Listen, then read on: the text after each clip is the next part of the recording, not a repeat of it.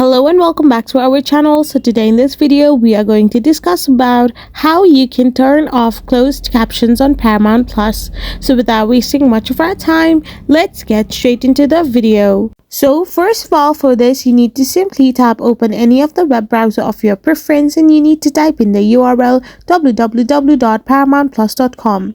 Once you do this, you will end up in the official website of Paramount Plus. So once you are here, you need to get signed in into your account.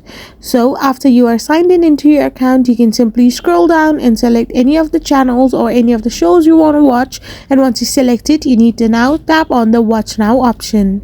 After doing this, you will end up in the official shows episode you want to watch, and once you're here you need to tap on the subtitles plus audio section on the top right hand side of the corner, and in the subtitles section you can find two options. If you want your CC to be closed, then simply tap on off, and if you want your CC, that is your closed captions, you need to tap on the specific subtitle that is given on that particular show. So as we are discussing about how to turn off your closed caption on Paramount Plus, you need to simply tap on the off option to turn it off. I hope you found this video helpful, so don't forget to hit that subscribe button and do give us a thumbs up.